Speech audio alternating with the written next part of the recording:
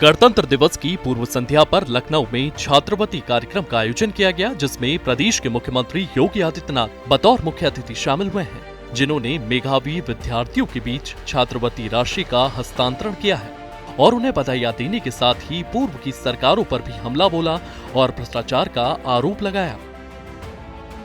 प्रदेश के उन सभी 19 लाख छात्र छात्राओं को हृदय से बधाई देता हूं, अपनी शुभकामनाएं देता हूं, जिन्हें आज इस सुविधा का लाभ प्राप्त हो रहा है।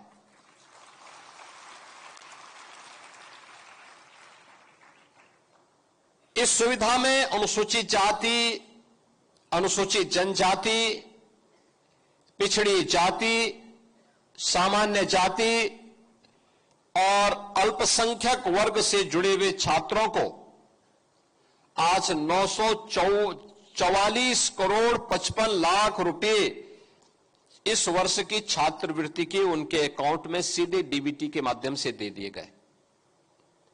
यानी नियत साफ हो, नीति स्पष्ट हो तो भ्रष्टाचार रूपी दानों को नियंत्रित किया जा सकता है।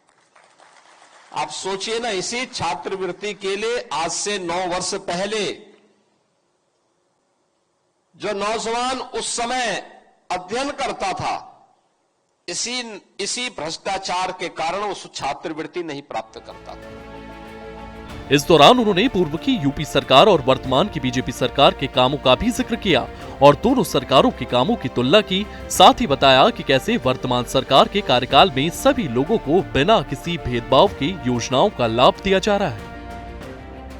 ये काम तब होता है जब सरकार की नियत साफ होती है, जब सरकार की मंशा होती है कि नेशन फर्स्ट का भाव हमारे मन में हो, राष्ट्र प्रथम का भाव। जब परिवार प्रथम का भाव आ जाता है तब ये नहीं होता है, तब भ्रष्टाचार होता है। और जब राष्ट्र प्रथम का भाव होता है तब बिना भेदभाव के शासन की योजना का लाभ सबको प्राप्त होता है और वही लाभ आज यहां पर आपको उपलब्ध कराया जा रहा है। आज आपने देखा होगा, अब यहां पे क्लिक किया गया, कोई लीकेज नहीं, कोई कमीशन नहीं, केवल सरकार को एक प्रयास प्रारंभ किया गया था। सरकार ने तकनीक से जोड़ दिया।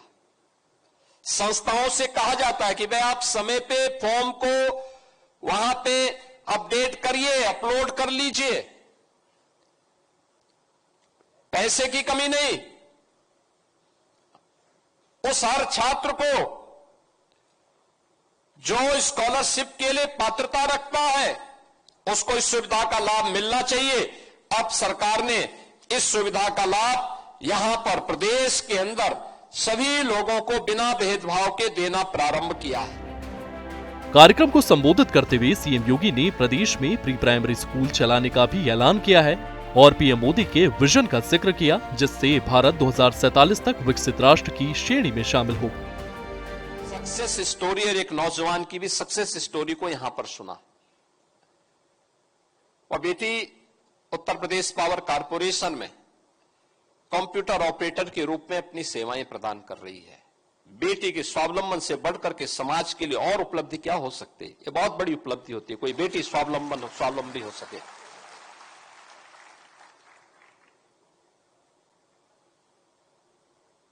किसी नौजवान के स्वावलंबी होने से बढ़कर के देश के लिए सौभाग्य की बात दूसरी क्या हो सकती है? एक नौजवान जब कह रहा है मैं सॉफ्टवेयर इंजीनियर हूं, तो उसकी सॉफ्टवेयर की ताकत का लाभ यह देश लेता है, यह देश लेता है।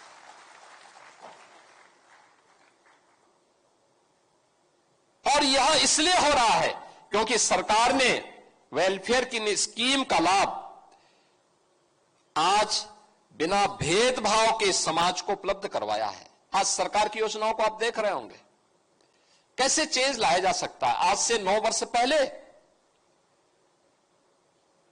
जो लोग चिल्ला रहे हैं, पीडीए की बात कर रहे हैं, जहां गरीब का बच्चा पढ़ता है प्राथमिक विद्यालय, बंदी के कगार पर थे। न भवन था, न शिक्षक था, न छात्र ही था। वहां बड़े बड़े पेड़ उगे होते थे। आज ऑपरेशन कायाकल्प ने उसकी सचमुच बेसिक शिक्षा की कायाकल्प करके रख दी है। अब तो सरकार ने यह भी तय किया है कि प्री प्राइमरी भी हम चलाएंगे। 3 से 5 वर्ष के 5-6 वर्ष तक के बच्चों के लिए प्री प्राइमरी भी हर एक आंगनबाड़ी केंद्र में संचालित होगी, जिससे बच्चे को बचपन में ही स्कूल जाने की, फिर वहां पर पोषण मिशन के साथ उस बच्चे को वहां आगे बढ़ाएंगे।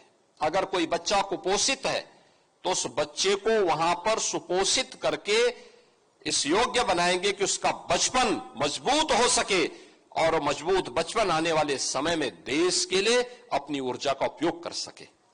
आज राज्य सरकार दिव्यांगजनों के स्कॉलरशिप की राशि मात्र 300 रुपये थी। यानी पहले इस विभाग के मंत्री ओम प्रकाश राजभर जी थे, उस समय मात्र 300 रुपये पेंशन मिलती थी। आज हम 1000 रुपये यानी साल में 12,000 रुपये दिव्यांगजनों को इस सुविधा का लाभ प्रदान कर रहे हैं और हर दिव्यांगजन को इस सुविधा से जोड़ा गया है। और अब तो दिव्यांगजन कल्याण में हर कमिश्नरीय स्तर पर उनके लिए दिव्यांगजन की सुविधा के लिए उनको कृत्रिम अंग उपकरण वितरित किया जा सके, इसके लिए वहां पर उनको स्क्रीनिंग की जा सके, जांच की सुविधा उपलब्ध हो सके, इसके लिए डीडीआरसी का निर्माण भी अब वहीं पर किया जा रहा है और वहीं पे उनकी स्क्रीनिंग करके फिर उन्हें इन सुविधाओं से लाभान्वित किया जा सके, जिससे वह भी आर्थिक स्वावलंबन की दिशा में आगे बढ़ सके। आज के इस अवसर पर शासन की इन सभी योजनाओं का लाभ समाज के प्रत्येक तबके को प्राप्त हो रहा है। यह लाभ इसलिए जिससे हम भी प्रधानमंत्री जी के विजन के अनुरूप विकसित भारत की संकल्पना में सहभागी बन सके। याद रखना, हम सबका सामूहिक प्रयास, हम सबकी सामूहिक मेहनत विकसित भारत को आगे बढ़ाने, विकसित भारत के संकल्पों को प्राप्त करने की दिशा में किए जाने वाले प्रयास का एक महत्वपूर्ण कदम होगा। गौरतलब है कि प्रदेश की यूपी सरकार लगातार ऐसी कई योजनाएं ला रही है जिससे प्रदेशवासियों को इसका लाभ मिल सके और वे आत्मनिर्भर बनने के साथ ही अन्य राज्यों के सामने एक मिसाल पेश कर सके। ब्यूरो रिपोर्ट, सूर्य समाचार।